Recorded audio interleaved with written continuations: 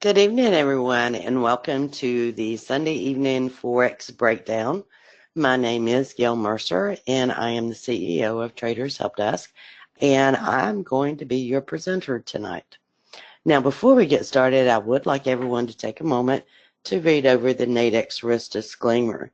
Any type of trading that you do, including binary options, can involve risk, okay? So do not trade with money that you cannot afford to lose, okay? Now, I just want to do a quick sound check to make sure everybody can see my screen and that everybody can hear me. If you would just type AY, great. Seems like everybody can hear me and see everything okay. Now, before we get started with the presentation, I just want to kind of introduce myself. Um, as I said, my name is Gail Mercer. I've been trading for about 15 years. I've also wrote a series of books on Amazon regarding trading Nadex binary options. I do specialize in price action, volume analysis, and binary options, spreads, and touch brackets, okay? I've also been a frequent contributor to Stocks and Commodities, Traders World, and Traders Expo. Now, before we go into the charts, I want to go over our market reports this week. We don't have a lot. Believe it or not, we don't. In fact, I think we actually should have a pretty good trading week overall. We do have on Tuesday morning, we have the CB Consumer Confidence at 10 a.m. Then we have the ECB President Draghi speaking at 4 a.m. Wednesday. We also have a trade balance at 8:30 Wednesday morning, and that would be on the Canadian. On the U.S. dollar Thursday morning at 8:30, we have the final GDP. That is a quarterly report. We also have on the British pound the current account, and that will be released 5:30 a.m. Friday morning, March 29th. We have the GDP month over month on the Canadian, and that will be at 8:30 a.m. And there is a tentative British pound Parliament Brexit vote. Now, just like last week, they did not hold the vote. This is tentative, so it's not written in stone, okay? Now, the other thing to really be aware of is Saturday, March 30th, the UK in Europe actually shift their time, okay? So after March 30th, beginning April 1st, April Fool's Day, they will be opening at 3 a.m. on the UK side instead of 4 a.m. like it is now. Of course, the Swiss franc is at 2 a.m. Typically, right now, it's at 3 a.m., and it is because of the daylight savings time. So let's start on the Aussie. As you can see, I'm using the TradingView charts tonight, and I like looking at the weekly, the daily, and then the 360. That's my typical time frame. Now, looking at the Aussie, the one thing that I would notice is that right now you have just tested these moving averages. Now, the problem with that is you had a reversal bar. So this is telling me that the buyers tried to come in, but sellers actually took control. This would tell me from a weekly perspective, okay, that this should actually go down and not up. Then when I look at the daily chart, you see that same reversal bar here. It was confirmed on Friday. So that tells me more likely than not, this would also go down. But now when you look down to the 360, and this is why I use the multiple time frame approach, if my bias was to the downside, would this be the time to enter?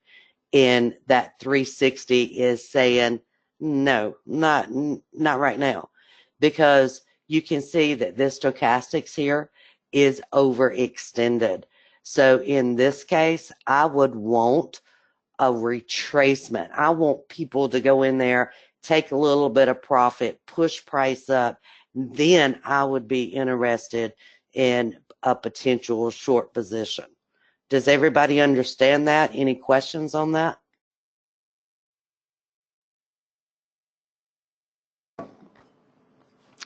Now let's change over to the euro. And on the euro, you can see again we have that reversal bar that formed on Friday of last week. Now this is telling me that more than likely this is going to go down.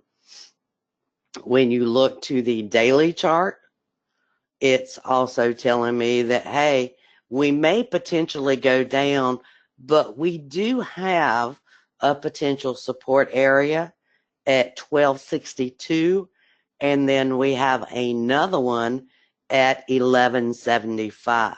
Okay, so those two areas are areas that I would be watching. Again, when I go down to the 360, you can see that it is already overextended to the downside. So if your bias was to the short side, then you would definitely want them to take some profits first. That would push this back up, and that would be a potential entry point. I'm more concerned actually with this potential here for it to support price. That, you know, it's not really going to give you enough room to take a profit because you're only looking at about 30 pips here. And then your next area would be down here at 1175. So in this case, I would probably bypass the euro dollar right now, unless something changes, or I wanted to trade a lower time frame. That's always a potential. So let's go and look at the euro yen and see what it's doing. Now this one is just telling you, hey, you're in a downtrend. It has retraced back to the ATR. And so I would expect price to test 118.81. Okay. In other words, this is not giving you any information other than, hey, you're in a downtrend. It's probably going to take out the low. So then when you look over to the daily, you know, you also tested the ATR here. You formed the reversal bar. It did take out that previous low. You're not overextended. So to me, hey, this is probably going to continue down. Okay. Again, when you're looking at time in that entry, should I use a 2 hour? Should I use a daily? Should I use a weekly? Should I use a touch bracket? You know, if you're using a touch bracket, you want to make sure that your touch bracket is beyond the scope of where your support and resistance is, right? Well, this is where when you come down to this 360 here, this is overextended and the ADX is overextended. That means more likely than not, price is going to go up. There's two potential areas that could resist price. One is this blue ATR, 125.14. The next one would be the ATR at 125.71. So again, this might be a trade I'm interested in. More than likely it would be on a touch bracket because this is a trending market right now. But I would want to see this retrace, test for resistance, and then that resistance form and push that back down. Okay. So in other words, let's say that it does come back to 125.72. Well, then it has the potential to take out this low at 123.82. Now that's a touch bracket. Okay. Because you're going to make more than what you would make just trading a binary option. Any questions on that? And this is kind of what I look at to say, hey, am I going to do a touch bracket, or am I going to do a binary, or am I going to do a call spread? This is going to take time to go back and take out this low, okay, at 123.81. It's going to take time to come back to here. So this is one I'd probably look at for Monday evening, maybe Tuesday. That's where I would be looking at this one. Could it happen sooner than that? Yeah, it could. Okay. And I would get up and, check it when I get up in the morning, check it periodically throughout the day. But this one will probably be a good trade setup. Let's go and look at the British pound. Of course, the British pound has been very volatile because of all of the pre-exit. So over on the weekly chart, you can see that the ATR is below, but it hasn't really broke through this line of dots. Now, this line of dots is based on ATR as well, so it does provide resistance. Okay, so you really do not want a reversal bar here. In fact, you would have wanted a continuation of this bullish bar. So that in itself tells you there's problems in the British pound. So let's go and let's look at the daily. Okay, the daily is not giving you a lot of information either, other than this is an isolated low. It's a reversal bar to the upside. Typically this would mean that it's going to take out 33.81. Okay, you can see that the stochastics is already starting to tick up. Okay. The one thing that I do not like about this is you've already had that trend divergence here. Okay, you've had it on the RSI and you've had it on the stochastics. Okay, so this is one I really want to make sure that I have this set up to go long on my lower time frames. And when you look at the 360, you can see you have a ATR right above you at 32.36, and then right at the previous high here, which was at 33.10, you have resistance, and then you have resistance at 33.19. So could it come back and test these areas before it would push down? Sure. Is there enough room to make me want to really trade this, using a touch bracket? No, because you're going to hit a resistance area at 32.39. Then you're going to hit a resistance area up here at 33.20. Okay, so to me, this is a binary option trade if I have a bias to the long side.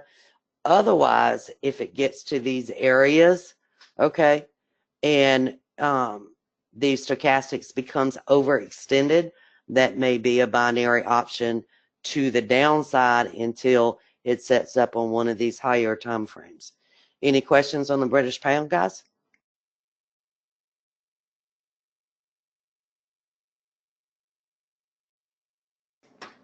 Okay, let's go look at the British pound yen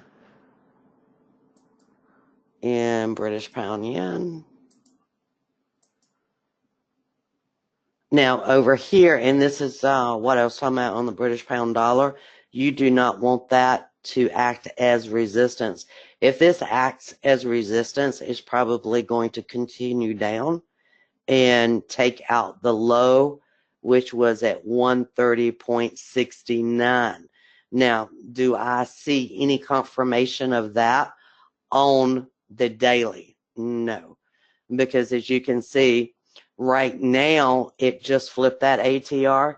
The pattern that typically plays out when it flips that ATR is it has to go back and it has to test force resistance in this case. Okay, that resistance is probably going to be a 148. Could be here at 146.87. Okay, now this pattern, you can see the same pattern here. It flipped it from red to blue. What does it do? It comes back. But why does it come back? It needs to test for support to push it up. Okay, in this case, if this is really turning down, then they need to test up here for resistance. It's that resistance that's going to give them the power to push down again. It's not there yet. Now, the British pound yen, the euro yen, which is a trade I like for this week, they don't have touch brackets, okay? So in this case, I might consider doing a call spread when the trade comes in. I may combine a call spread with a binary, and I may build binaries. For example, I could do a couple of 2 hours. I could do a daily, and then I could do a couple of dailies. I've done that before, and then I could also combine it with the call spreads as well. Now, when you go down to the 360, remember, I'm expecting this to come down, come back up, test for resistance, and then come down, okay? If you go down to the 360, okay, does that do the same thing? Well, you can see they've already flipped the ATR.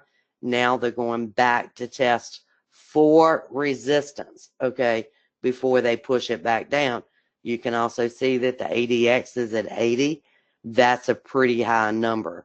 This will actually give you a magenta dot probably overnight is what I would think. Why don't they have touch brackets? They're relatively new. I think they'll add them in the future, Antoine. But, you know, sometimes it just takes them a while to add all the instruments. That's what I would be anticipating.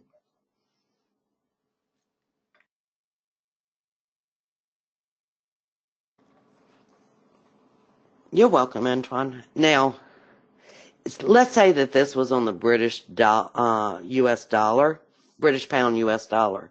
You know, this type of move, I've actually traded this up to the ATR and then back down. Okay. There's a potential to get 2 trades off of this, but it also depends on what kind of trader are you. Are you a trend trader, or are you a counter trend trader, or do you go in both directions? I go in both directions. It doesn't matter to me as long as the market's moving. Not all traders are like that. Okay. So if you're counter trend, it might be a trade back up to here, whereas a trend trader is going to wait for it to get here and then go to the short side. Okay. Let's do the USD JPY.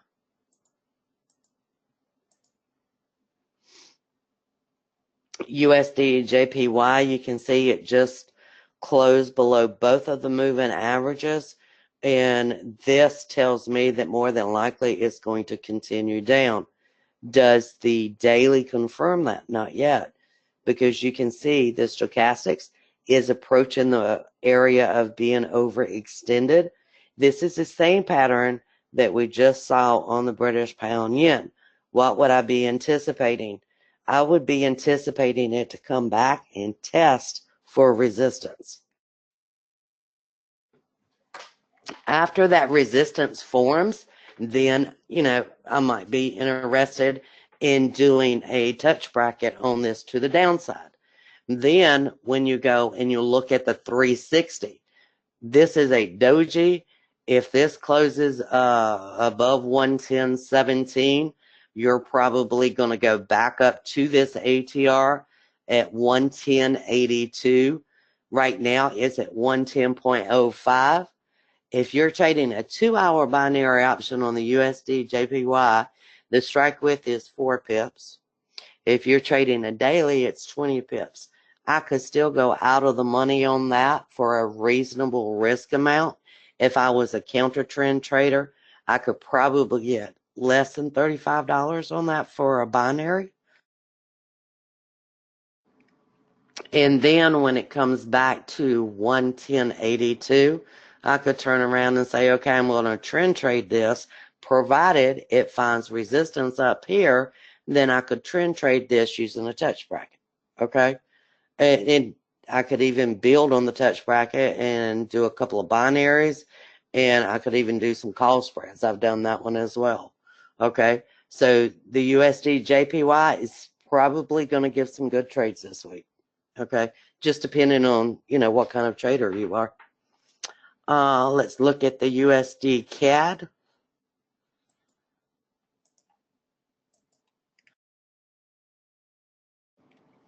On the USD CAD, you can see that we're trying to test this ATR, and they're really trying to break it, but I don't hold out a lot of hope with this stochastics being up here. Now, sometimes it can stay overextended, but I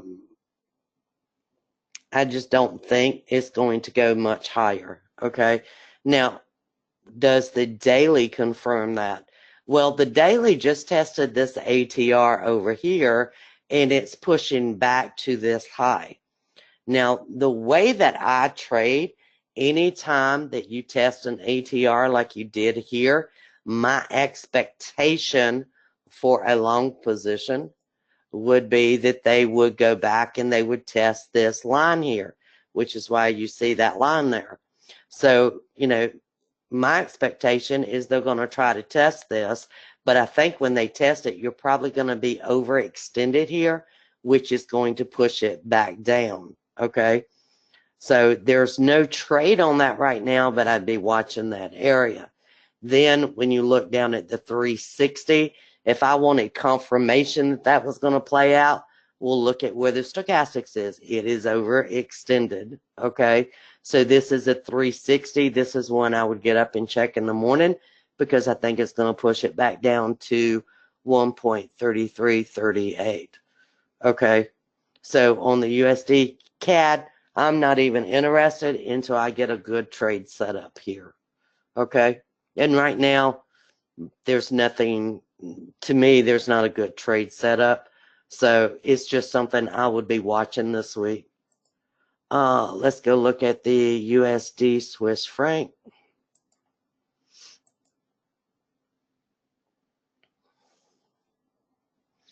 You can see this line of red dots here. It caught it, okay? You had that reversal bar to the downside, pushing it back down to here to test for support, okay? Now, this is a thing. When it flipped this ATR from red to blue, it came back and it tested this ATR. Now, typically it's going to go right back up there and it's going to bust through this ATR. Okay. It didn't do that. Okay. So that tells me that, you know, this market is in trouble. Okay. So my bias would be more to the downside versus the upside. Okay. Then when I look down to the daily chart, you can see it just closed below this blue dot. Okay. Now remember, this is based off of an ATR, okay? So I'm anticipating with this being overextended and this dot appearing here, I would anticipate this to be pushed back to the ATR at 1.0029 or potentially here at 99.80, but it will be somewhere in this region, okay? And then I would be interested in it. Now, when you go down to the 360, you can see, and this is an interesting pattern, and it's one that plays out on these indicators. Okay, you went up to the ATR. If this blue moving average holds it, more than likely it's going to come right back to this red congestion dot, is what we call it. Okay, so that's what I would be looking at tomorrow. What indicators am I using? These are my indicators that I've designed for TradingView. They're available on my website. Let's see. Let's go on to the Euro British Pound.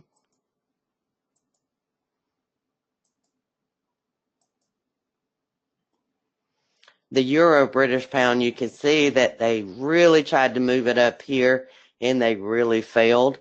The way that the stochastics here is moving, I would expect it to actually come back and potentially take out 84.71. That's what I would want to see because I would like to see the stochastics give a divergence here, okay? If it gives that divergence, then I might get interested in it. That is probably going to happen at 84.83, okay? And you can see that because that's where the blue ATR is. And that last low was at 84.71. So it's going to be in this vicinity, okay? You can see also on the 360, you're at the blue dots.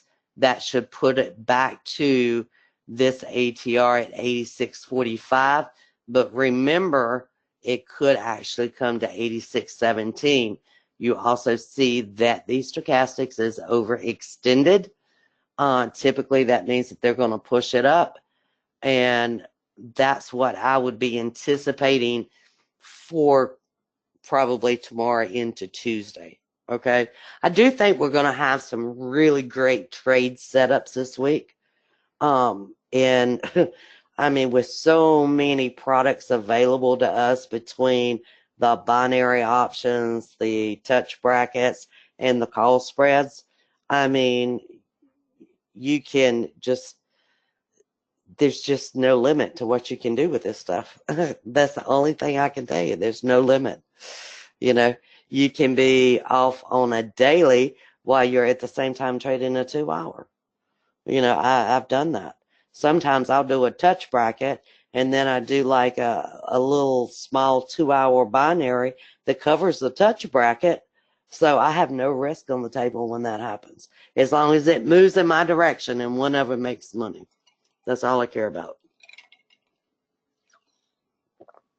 Any questions this week, guys?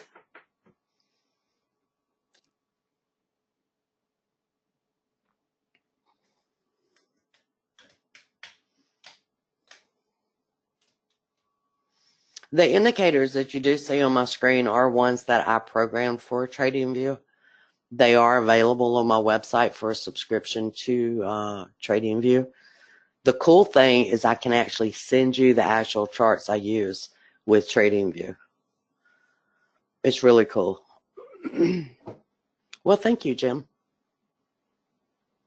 I hope everyone has a wonderful week trading.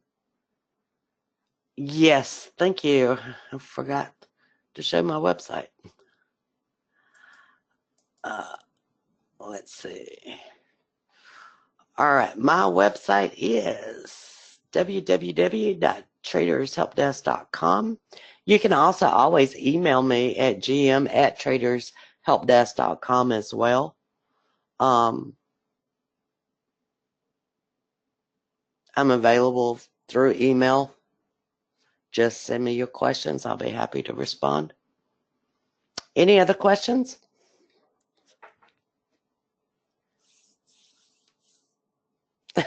Thanks, KM.